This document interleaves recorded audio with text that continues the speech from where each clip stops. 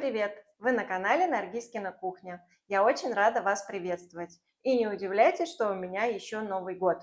Я люблю попозже нарядить весь дом, украсить елку и подольше потом все это сохранить. Ну, до китайского Нового года, наверное, не дотерплю. У меня тут уже в пряничном домике окошки сплавились, уже растаяли, зефирные елочки высохли совсем, стали декорациями. Ну, еще чуть-чуть я подержу и буду разбирать все. Сегодня хочу приготовить пирожки, которые, наверное, самые полезные, очень вкусные, готовятся на пару. Есть подобные пирожки у корейцев в корейской кухне. Называются они пянсе или пигоди по-другому, но обычно готовятся с капустой. В нашей семье с капустой не очень-то прижились, поэтому я готовлю без нее. И делюсь рецептом с вами. Давайте готовить вместе. Для теста нам понадобится 500 граммов просеянной пшеничной муки, чайная ложка с горкой сухих дрожжей, которые можно заменить, конечно же, на свежие, тогда берем их в 3 раза больше, пол чайной ложки соли, пол чайной ложки сахара. Все ингредиенты с их количеством вы, как всегда, найдете в описании под видео. Все сухие ингредиенты перемешали. Теперь вливаю сюда 350 мл воды и замешиваю тесто. Тесто должно получиться вот таким нежным, эластичным, не забитым мукой. Накрываю тесто пленкой, убираю его в сторону и занимаюсь начинкой. Для начинки я приготовила 900 грамм фарша и 3 крупные луковицы. Лук буду нарезать тонко, но не мелко. Вот так, посмотрите. Получились четвертинки тонких колец. Теперь этот лук нужно обжарить. Я заранее разогрела сковородку, вливаю в нее растительное масло без запаха.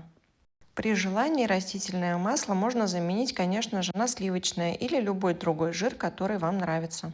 Я использовала примерно 5 столовых ложек растительного масла. Выложила сюда лук и обжариваю его до мягкости.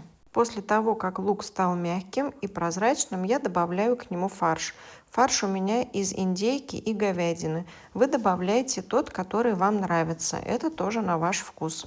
Все это вместе потушила, и теперь после того, как испарилась лишняя влага, добавляю специи. Специи тоже по вкусу. У меня соль, паприка, красный острый перец, черный молотый перец и смесь кавказских трав. Вы можете добавить еще зиру, если вы ее любите, или еще какую-то приправу, которая вам по душе.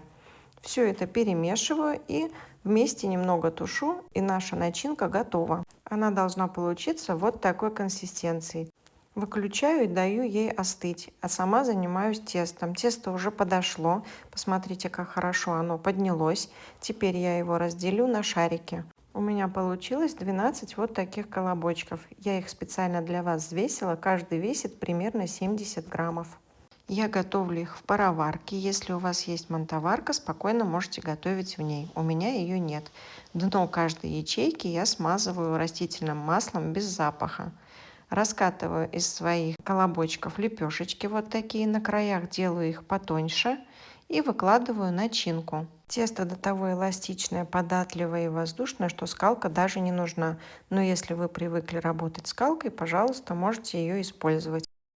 Теперь закрываю пирожки вот таким образом. Смотрите, все краюшки я собираю в серединку. Ничего сложного в этой технике нет. Главное прижимать посильнее тесто, когда собираете.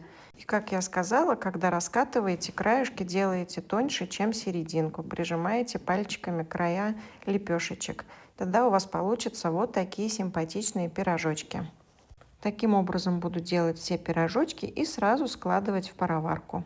Такие вот они симпатичные, хочу показать вам поближе. И вот так буду делать все пирожки. Еще раз хочу вам показать, как я это делаю.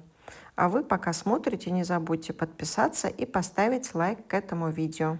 А если еще и комментарий напишите, то вам вообще цены не будет. Вам это ничего не стоит. Секундное дело поставить в комментариях хотя бы сердечко или любой смайлик.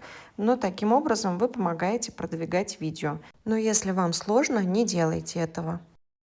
Так как у меня было 12 колобочков, соответственно, получилось 12 пирожочков.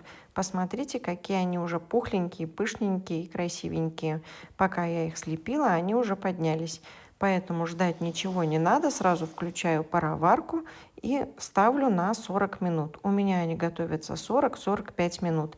Вы ориентируетесь по своим приборам. И хочу обратить ваше внимание на один очень важный момент. Когда ваши пигоди, пирожочки будут готовы, поднимутся вот так, ни в коем случае не открывайте сразу крышку, а то они у вас осядут. Дайте им постоять хотя бы минут 10, а потом открывайте и кладите по тарелочкам. И вот такие пышные, аппетитные, сочные пирожочки у нас получаются. Их узор, который сверху, тоже сохраняется. Они очень сытные, очень вкусные. Посмотрите, как начинки много внутри и какая она сочная. И видите, тесто прям такое, оно пузыристое получается. И в руках как будто бы вот-вот будут лопаться эти пузырьки. Видите, начинка очень сочная. Попробуйте, вам обязательно понравится. Вот такой рецепт сегодня хотела я вам предложить. Это очень вкусно, попробуйте. Особенно это сочетается с острым чесночным соевым соусом. Также вкусно со всеми корейскими соленьями, особенно с морковкой по-корейски. Ну а я с вами на сегодня хочу попрощаться. Еще раз поздравить всех с наступившим уже Новым годом. Пожелать вам обязательно быть в этом году, да и не только в этом, на коне, а не пахать как лошадь. И желаю вам всего самого наилучшего. Будьте добрее и обязательно будьте счастливы. Пока-пока.